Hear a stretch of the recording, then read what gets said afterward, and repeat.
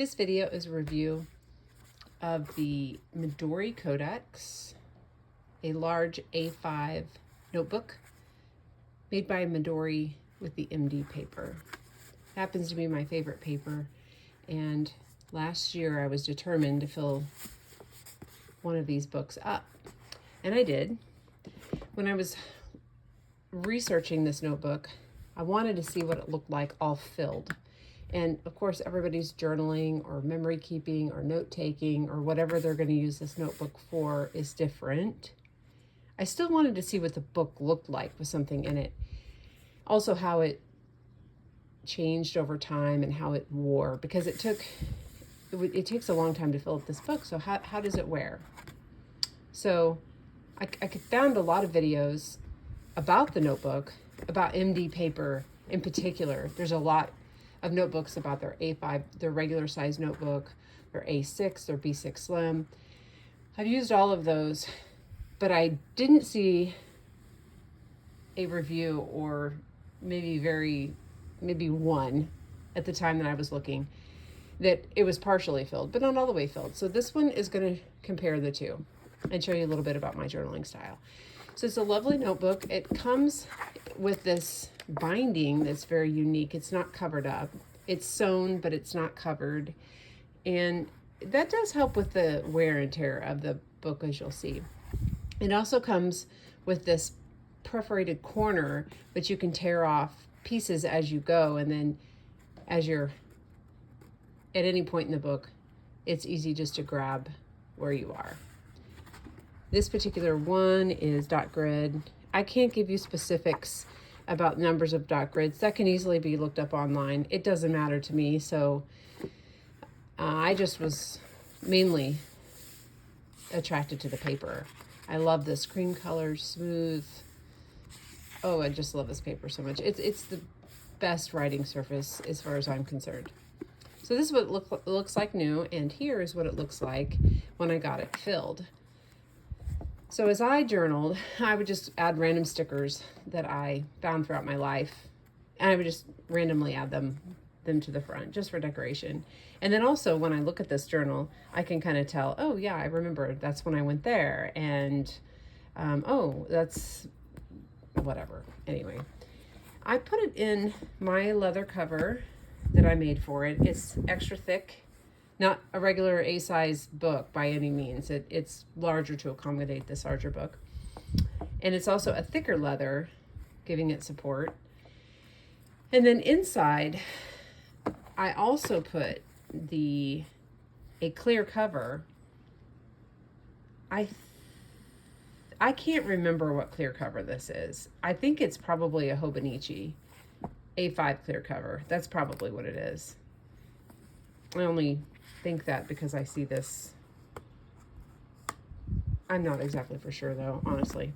So I began this at the beginning of the year, knowing it was going to take a long time to fill up. So I started it in January, giving myself the entire year to write, slowly, quickly, however I felt was necessary and that I was comfortable with. That I didn't feel rushed to fill this up by the end of the year.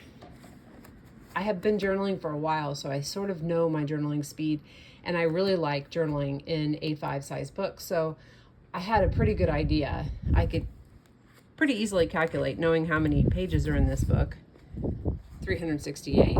Knowing how many I fill per day on average, I could quickly calculate about how long it was going to take me to fill it up, and I was right. It took 6 months, start to finish.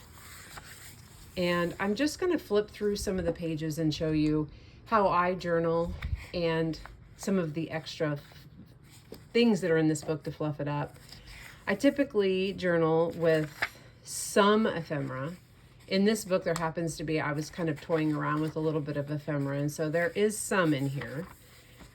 I like to print pictures and different decor on sticker paper. So there's a decent amount of sticker paper in here. There's a fair amount of washi and plenty of stickers, but mostly words, honestly. There's some pretties in here. Here's another how I journal, well, memory keep journal, however, is printing on sticker paper and then cutting them out. Here is a little note from my daughter that I put in. So there's a little bit extra to fluff it up. I cut out pieces. This was my son writing his name. I cut that out and put in here. I'm not going to go through all of this. I'm just going to quickly flip through so you can have an idea of some of my ephemera, some of the things that fluff up my book. So there's stickers, vinyl stickers, as well as paper stickers. And of course, this all adds bulk. So January and then February, March. This is how I always start a month, with the date, the month and the date, and then some sort of cover page, sort of like in a book. A little bit more ephemera that I added. March. I'll find the beginning of April.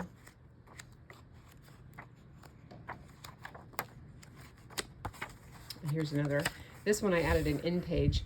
These are printed from Journaling Home on Etsy. I love her art so much. And she has these journal kits that she gives a journal prompt for every day of the month. I tried it, and there is a lot of fun memories in with this, but I had a hard time keeping up. So I used the in pages. I use this art as an in page as well as a beginning page for each month. So actually in March, these two match. Now, if my journals last 100 years and there's people reading my journals 100 years from now, they might not notice that. But I noticed it. I noticed little things like that and enjoy putting those things together. It's kind of ridiculous, really. In older journals, I would doodle. I didn't doodle so much in this one, but looking at it, I probably should because it's fun. I'm not an artist by any means, but it is fun to doodle. Okay, so we're looking through April, and then in May, let's look at my cover page in May, just for fun. May journaling. I added some stickers to this one. This must have been, I don't even know. I do remember doing this where I think I just really liked Anna's art. And so I just wanted to add it in the end of April.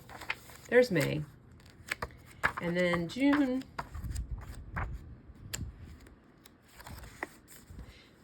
This is turning into more of a review of my journal and not necessarily Midori paper or this Midori Codex, but I'm just chatting about journaling because it brings me a lot of joy. Here's July. So this is when I ended, actually. And I knew that when I got to the end, I wouldn't be able to fit all of July in this little bit, but I also didn't want to waste this paper. So I just went ahead and journaled. I remember adding some quotes. This is some scripture on this main page, or on this page by itself, just to kind of highlight it. Honestly, filling up some space. Here I did it again. This particular scripture at this point was very important to me. I remember that. So I wrote it out. July 4th, July 8th, July 10th, July 11th. Okay, so I last journaled on July 13th. So this went from, and then I added some just artwork from my kids in here. So this journal started on January 1st and in July 13th. And then I immediately went into the next journal after that, not worrying that I wasn't at the end of the month. I just segued into the next journal. So a comparison of these two. I don't have a ruler. I could easily measure, I guess, but I don't really feel like it's necessary. It's not doubled. It's clearly not doubled in size. Not even close. But it did fluff up. And it held together. I think that's the most important thing. I didn't have to have this clear cover on it. It would have held up fine. The binding, no problems at all. It got movie, if that's a word. So, see this? That was a little strange. I'm not used to, I don't know that anybody's used to books moving like that. It didn't really do that with this. It doesn't, I'm pushing and pulling at the spine, and it's not loose like that. But once the binding relaxes with constant daily use, it's really it's not the glue, it's the, as you can see, it's the, I've lost the word, sewing. The sewn binding that's holding this book together, which I think is really cool. I'm sure that's extremely intentional by this Japanese company that is, well, their stationery is just next level. So I'm sure there's a lot of thought that went into that. It was a little odd writing in a book that moves around like that, but it wasn't cumbersome at all. And it didn't bother me that much. The only reason I got this one because I thought I would fill these both up. This the first part of the year, this the second part of the year. But by the time I was finished with this one, I was ready for something different. And so I just went to another A5 book, actually. Anyway, that's that. This feature was lovely. I probably should have taken this cover one off. It is perforated for a reason. This was lovely. Really lovely. I loved being able just to grab the edge. Nice feature. I don't know what else to say about it. I'll eventually use this one. I'm not sure when. I'll probably start in another January. Is a great book. The A5 size of the Midori is, I think, half of this. I don't know. Yeah, I think it is. I think it might be like 190 some pages. So half of this or so. And it fills up fast. It takes me 3 months, obviously. This one takes 6, that one takes 3 to fill up. It's kind of nice being able to switch journals. There's good things and drawbacks to having 6 months of your journal all in one book. It's fun when you're hanging out and you're into your journal, you can flip back over the last several months of your life and read about what was happening, and that's fun. But it's also nice to take a smaller book along, one that's not so heavy. So anyway, that is my review. I definitely say 10 out of 10 stars for the Midori MD paper in the Codex version. Lovely book. You can't go wrong.